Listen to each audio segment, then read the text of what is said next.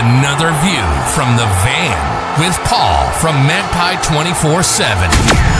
Driving strong opinions on everything Newcastle United. Magpie 24/7. By fans, for fans.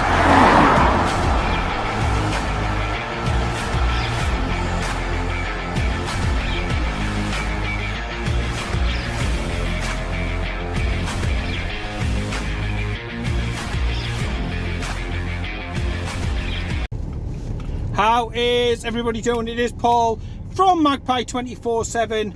The day after, the night before, and Newcastle faltered to defeat yet again. This time it's at St James's Park, and it finished last night. Unfortunately for us, Newcastle United 1, Crystal Palace 2. It was the battle of the Jurrasic era. It was Bruceosaurus v Hodgson Rex. And unfortunately for us, Hodgson definitely got one over Steve Bruce. And Crystal Palace redeemed themselves. Obviously, we won down at Selhurst Park 2-0. Where again, a very shithousery type win down there. They came up here and did a number on us, to be fair. They didn't have many chances, but what chances they had, they were very, very efficient with them. Took the chances, scored the goals, defended in an organised manner in the second half, and saw the game out. Agonising for Newcastle, because this is against somebody who's a direct competitor in the league, so this one really, really, really does hurt. Everybody around us seems to be able to pick points up. At the moment, we're not quite doing that. Yes, we've had a decent performance. Second half, you'd say, against Leeds. The entire 90 really was a professional job against Everton. And to be fair, you can't really fault the performance. Over 60% possession, 20 odd shots, but we were wasteful. And in the second half, when we needed to go up a few gears and really force it home and really start to work the flanks and create good chances, we went a little bit missing. We seemed to look a little bit lost, a little bit confused. And the trick of having Wilson sort of pull away to the right for somebody else to trickle into the central area didn't work as well as it has done. So you could say, taking some positives, the performance compared to a couple of weeks ago in the in the pre-Graham days, if you compare the performance last night to that, it's chalk and cheese. It's night and day. It's 100% better. But oh my word, the second half was a little bit of a hard watch. It was difficult to stomach. And despite, definite improvements in possession. I mean, when did you know Steve Bruce side that had 60% possession? Despite them being better, despite the shots being created being better, we didn't get the job done, and that's a crucial thing, because the games do start to run out. We've got a tricky run, starting with Southampton, who are going to be hurting and licking the wounds after being absolutely destroyed last night, courtesy of Mike Dean. No, sorry, not Mike Dean. I'll take that back. Courtesy of Manchester United. Absolutely tanked for 9. Hopefully he'll be missing a few players. They've got a few players injured, but they're going to have a damaged pride, and will want to come back with a victory at the weekend. We need it. We need to get the 3 points in the bag to take the pressure back off. I felt out of these 2 home games, 4 points was a must. We're not going to get that, but taking into account the fantastic victory away to Everton, if we can get another 3 points against Southampton, it keeps you above the ratio of the sort of point a game, which is what you're looking at for basic survival. I do think this season that the points total to stay in the league is going to be lower. If you look at what Fulham's got, West Brom's got, and Sheffield United, I do think it's going to be a record low total.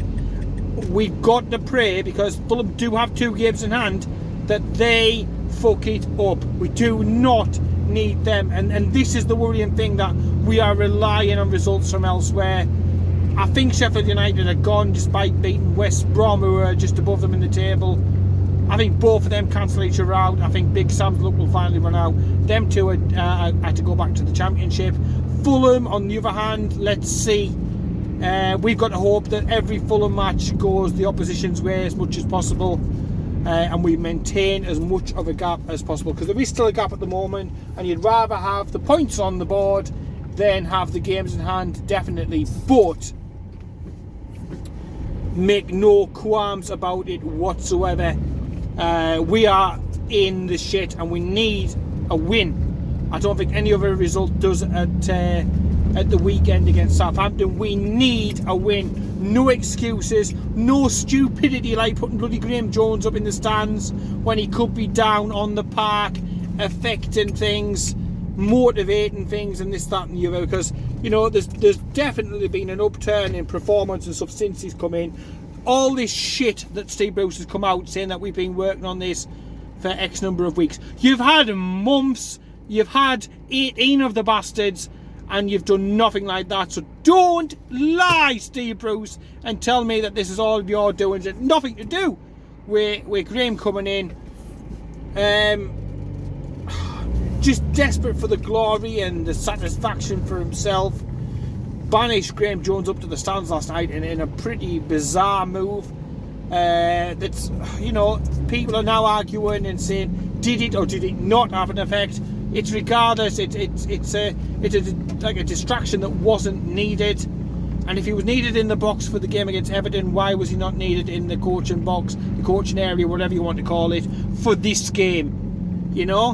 And I know the performance wasn't bad, but all we can keep hoping as well is that his fresh, new ideas, new eyes, new man coming in, whatever you want to say, it continues to work, and we see another improvement. We've definitely seen improvement in the game since he's been in. I don't give a shit what Steve Bruce is waffling about, trying to take the credit for himself. He's such an egotistical bastard, it's unbelievable.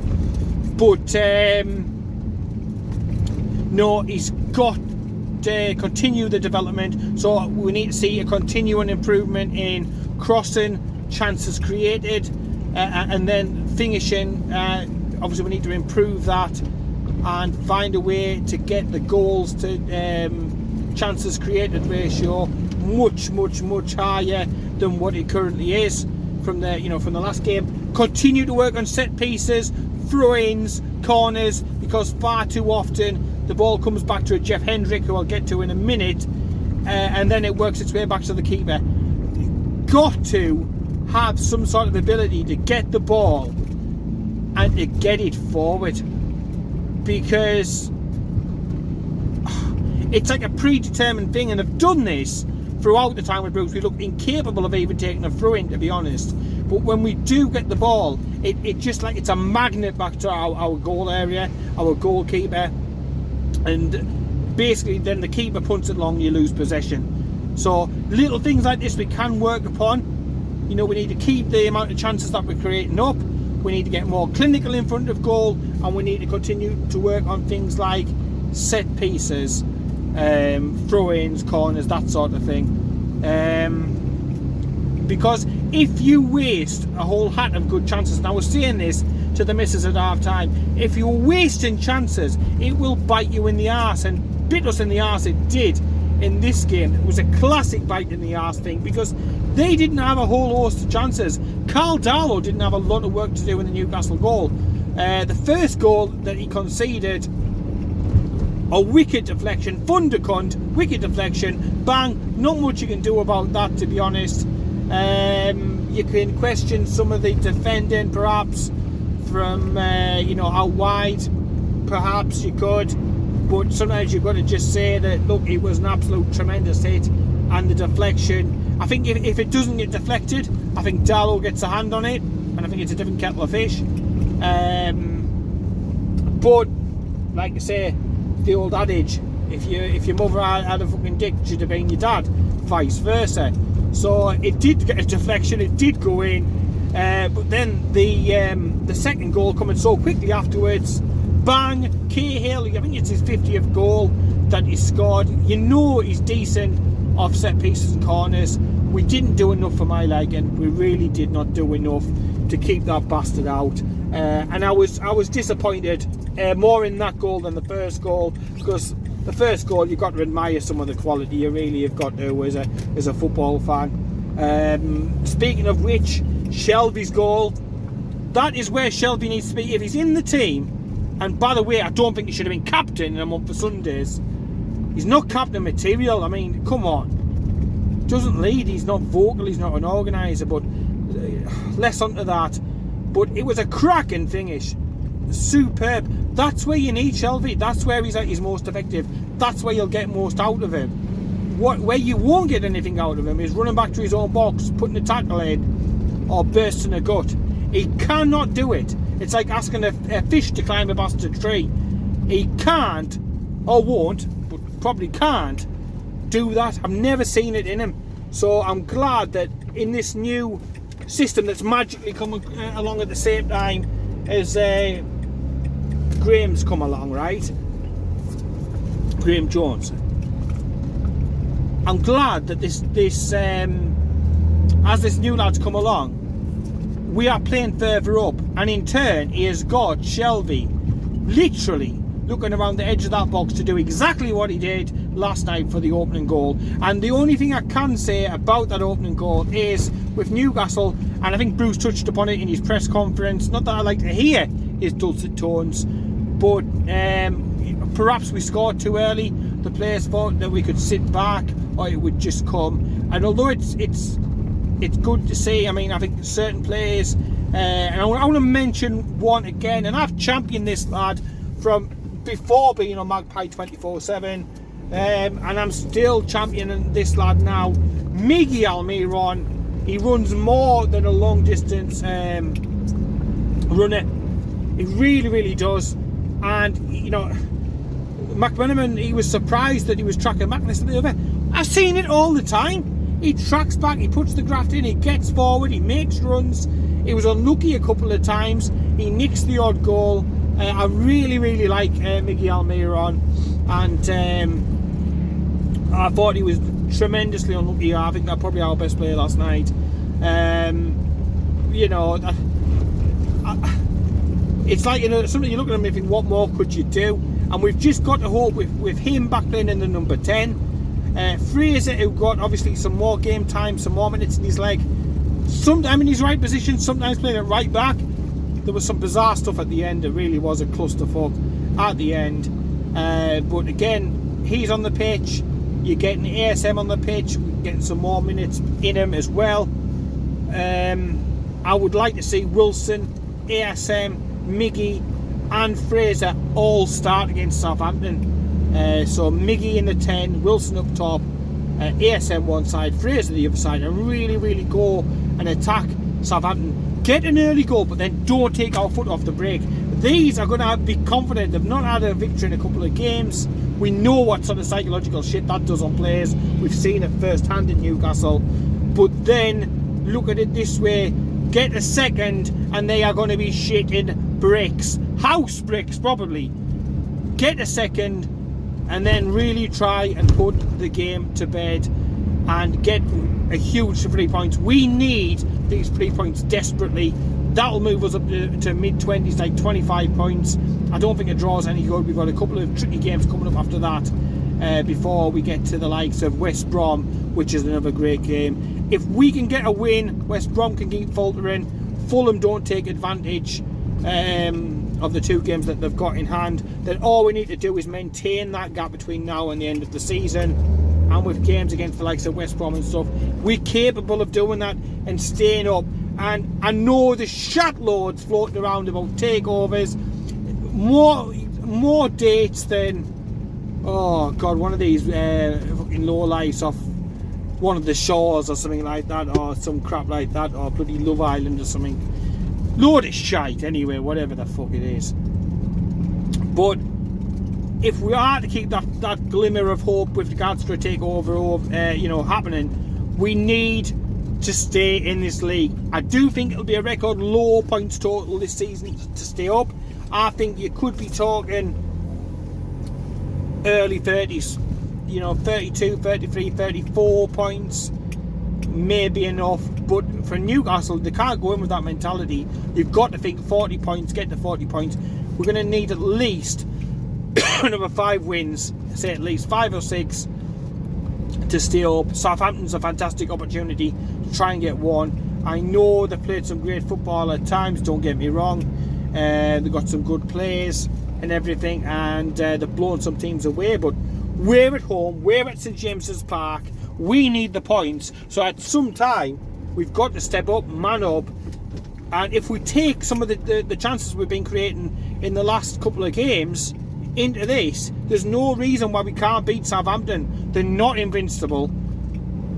We should be able to have a higher conversion rate. We've got Wilson. One thing I will say about Wilson, he did a lot against Everton. Drifted to the right, drifted to the right, drifted to the right.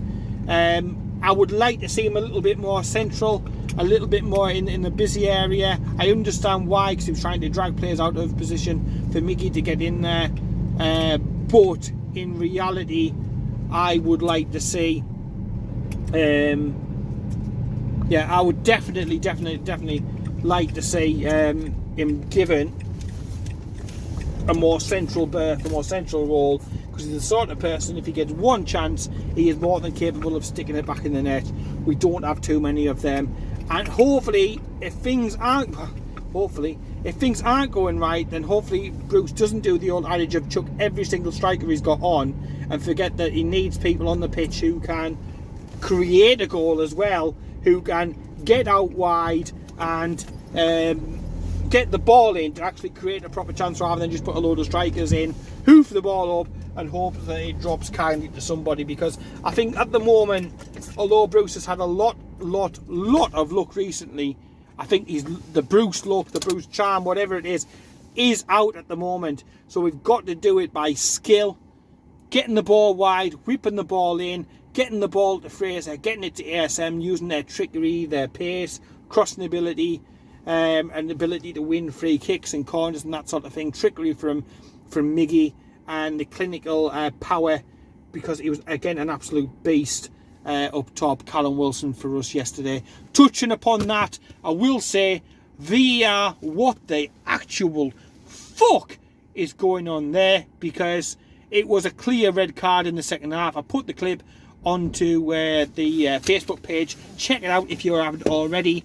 VAR, what is the fucking point? If that's not a red card, he got a yellow for literally an assault on Wilson. Luckily he's not injured, but going in, studs up, well over the top of the ball, straight onto the leg, could have been nasty and could have robbed us of our best chance at survival, Premier League survival. So luckily I think he's okay. That's the main thing, but we are living so dangerously, and it's a perfectly illustrated thing that, you know, we're 1 or 2 injuries away from an absolute crisis. But this is the faith that Bruce has put in. This is the faith that Charney has put into this squad. Yet to find out, obviously, whether we're going to register Henri Save or Christian Atsu after Yedlin went. Thank you, DeAndre Yedlin, for all your service. I think it was fantastic, especially during the Championship campaign. Pacey, not the best defensive fullback in the world, and I understand the reasoning behind it. And yeah, free transfer for him, so we've done the honourable thing by him, which isn't always the thing that Newcastle do. Let's face, we don't really do honourable. Matt Ritchie, though, didn't get his move, and he has to get his head down now. And will he come into contention for the game against Southampton? Well, he might be on the bench. I think that's probably his best chance of getting back in. As much as that, I think it's frustrating and pissing him off at the moment. That's where he's at.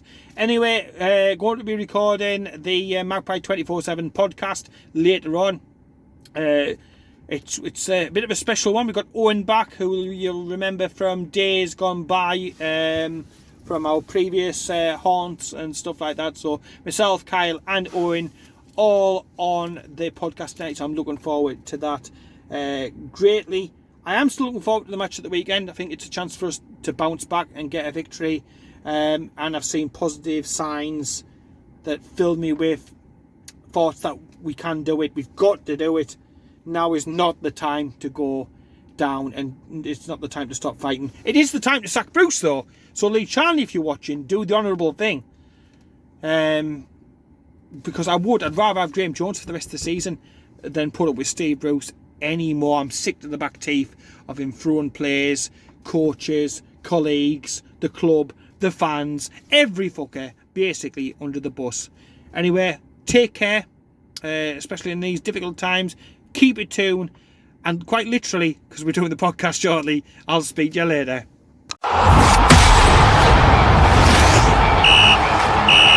It's another view from the van with Paul from Magpie 24/7.